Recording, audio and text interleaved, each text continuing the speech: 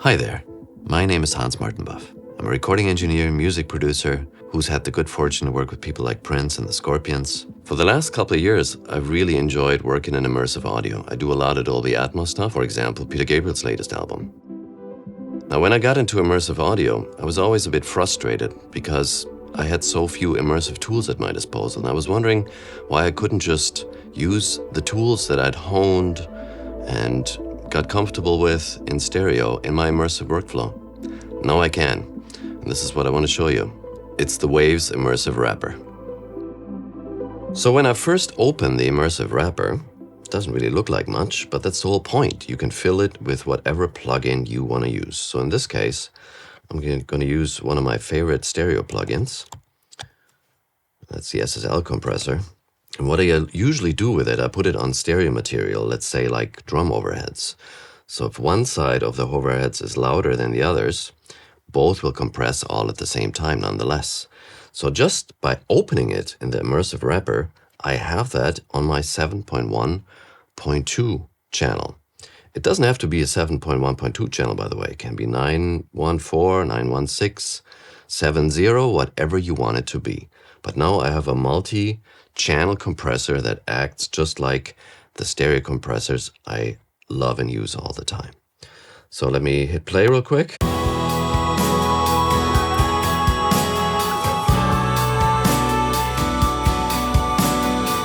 They're all working together beautifully. So having a tool that turns any multi-channel track into something you can compress together, where you can choose whatever plugin you like to be your main tool, well, that's a pretty good start. But you can do even more. Because if you work like me, you're not just going to have one multi-channel master in your Dolby Atmos mix. You're going to have a whole lot of objects that you're using all at the same time. So what I can do now is I can insert the Immersive Wrapper on every one of my objects, and I can assign them to a mutual group. In this case, SSL Compressor 1 is the original title that I chose myself. And I'm opening, let's see here, one of the mono objects I have in my group. And now, if I move one of the controls, I'll move them all. Meaning, not only do I have a multi-channel compressor that's limited to one track, I can make a master compressor for all the channels that I want combined. So just like in stereo now, I can have one master chain that will handle the punch of my immersive mix. All right, now let's make things a bit more complicated. What I have here is a new plugin setup for mixing a couple of guitars that I've recorded immersively together. There's 5 direct stereo recordings that I've panned in the round and objects, and there's an immersive room sound. So I'm going to start with the immersive room sound. So I'm going to open my plugin, once again the SSL compressor, and so far, as you've seen, all these channels are linked together. You see white lines underneath all of the components. You see on top also headlines. You see the fronts, the surrounds, the LFE, and the tops.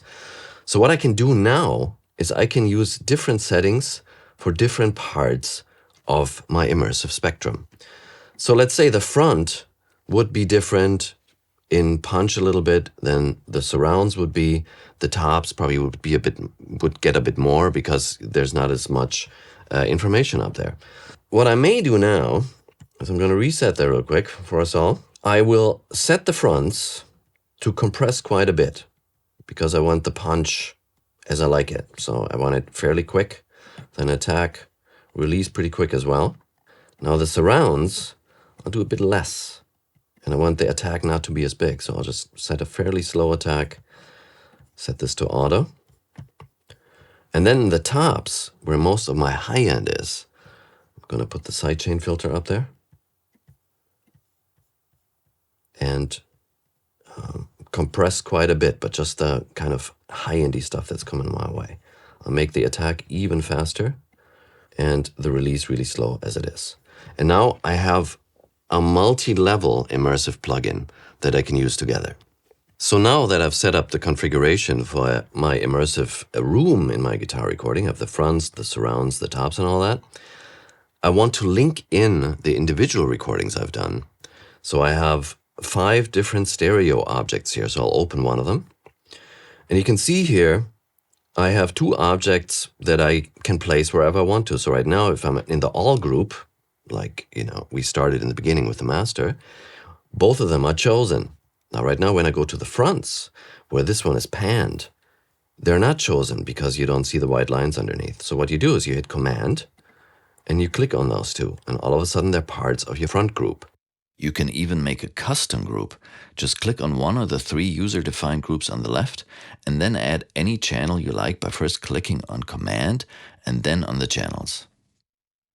So now what I can do is when I change the setting of the front group, it'll change also in the front group of my 3D room. So I can treat those separately from all the others, from the surrounds and from the top group. So far, we've used the Immersive Wrapper only for compression. So there's a bit involved called sidechain, which you see over here. But there's another way of using all the controls in a really, really creative way. So I want to show you that right now. I've opened an aux track here with an Immersive Wrapper, and I'm going to put in a delay. So I'll take the old H delay, one of my favorites.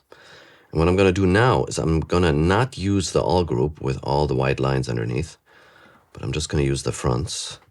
What I'm going to do is I'm going to make the delay a bit faster. Let's do 16th dotted. Let's take off the feedback. And then I go to the surrounds, which always need a bit less punch, a bit less high end.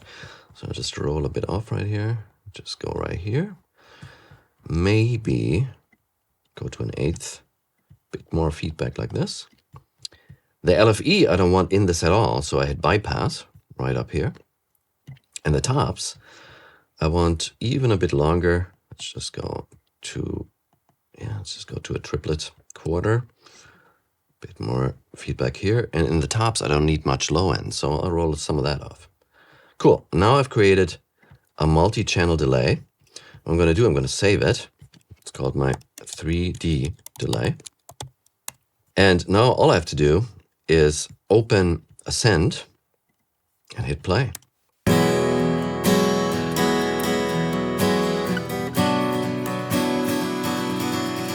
So here's a really cool thing about the Immersive Wrapper and the way you can set up the objects. If you work like me, objects aren't necessarily always in one spot of the immersive spectrum. So I'll show you a little example here. So this one, for example, is a track that's panned to the right speaker and to the right side speaker. So it's neither front nor surround necessarily, or both to be exact. So what I can do now is I can take my left side, which is panned to the front more or less, and I'll put it to the front. So I'll go to the fronts, I'll hit Command again. So the left side is now part of the front setup. Then I go to the surrounds and I'll assign the right side. So at this point, I can put 2 things that are set in different areas of an immersive setup and let them work together with their buddies from the area where they're panned. Okay, we've looked into a couple things. We've looked into multi-verse controls, where we can set up different things. And we've set up a basic multi-channel compressor. Now here is where you can stop if you like it easy. But I feel like you probably don't like it easy. So here's what we can do.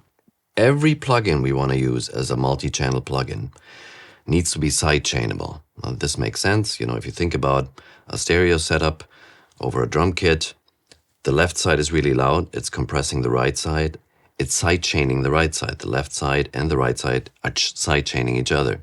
So clearly we need a plugin that can do sidechaining. And that's fairly easy to figure out which ones those are. You just open your plugin window, you type in SC, and you will see all the plugins that are sidechainable that Waves have to offer. So now over here is the mothership, the sidechain mixer. And if we look at this with all of the sides of the immersive world combined, you see once again all the white lines underneath. And we click on the sidechain mixer, we see that all of them are controlled by sidechain mixer 1. Now there are 6 sidechain mixers, so that's where you can have fun. 2 things you need to figure out. 1, you're sending something into the compression of all these sides, and that's the sidechain mixer fader pack that you can see here. So you can see sidechain mixer 1 is going there, the other 5 are not. Now if I click on sidechain symbol number 1, you can see that there's a hell of a lot of faders going out into the mixer. In this case, it means that virtually all of the sides are feeding the sidechain soup at the same level at the same time. Now, maybe you're thinking, I don't want the surrounds to be compressed quite as much as the rest. So here's what I'm going to do. I'll go on the surrounds. That's all I see. I see my sidechain mix again, and I pull that first sidechain mix, which is fed by everything, down, and I'll put up number 2. Now, if I go in number 2, nothing's assigned, so nothing's going into that sidechain mixer right now. What I want to do is I select all of those that are under the surrounds, and I give it some oomph. So now, if I see the whole thing, it's being triggered by everything, and the surrounds are just triggered by themselves. Now I can make it even more fancy. I can say, okay, I want the surrounds to be compressed mainly by themselves, but I want a little bit of compression from everything. So I put up the sidechain mixer 1 as much. So if nothing happens in the surrounds, it still is being compressed by the rest. Having showed you this, I know you're now experts, but it's time to become ninjas. So there's even more we can do. First of all, there are a couple of controls for the overall sidechain setup. Now here's something called max and RMS. What does this mean? RMS, when you choose it, all the inputs into your soup are summed together and punch as one. And this is kind of what happens when you usually set up a sidechain mix in your DAW, is, you send something to a bus, that bus is combined together and compresses your compressor as much as it wants to, all as one mono hammer. Now the other thing is called max. And what that means is what I described earlier. If you have one side being louder than the rest, it's still compressing the rest, meaning whichever sound has the maximum power is going to be the sidechain master pushing everybody down. This is what I usually choose, but you have the choice. Now there's another thing you have, which is over here, called weight. Right now, it's set all the way to the right, meaning your compression is completely controlled by whatever sidechain hookup you've cooked up for yourself. Now, if I go to the left all the way, every channel is compressing individually. Sometimes, if you have a percussion thing going around, you may want some of the individual components of your immersive soup to have some control over their own lives. So, in this case, they have full control over their own lives. Here, it would be about 50-50. I'm kind of controlling my level. The sidechain is kind of controlling my level. And here, it's all the way sidechain. Now, here's a nifty little trick. Let's say you're sick of SSL compressors all of a sudden, and you want to change this huge group you created of 80 objects that are working together to something else. Super easy. So all you have to do is you open one member of the group. The group is called SSL Com2 at this point, and you open a new plugin. Let's look for a sidechainable plugin. Let's choose the API 2500. There it is. And let's click on the other one. There it is as well. So with one click in one of the plugins, you've changed the entire bit. Your sidechain setups, your control setups are still the same. Let's recap real quick. You've made the perfect immersive compression setup. You have a room that is multi-channel. You have several objects that are linked to it. You have surrounds working together. You have fronts working together. You have tops working together. What else could you possibly want?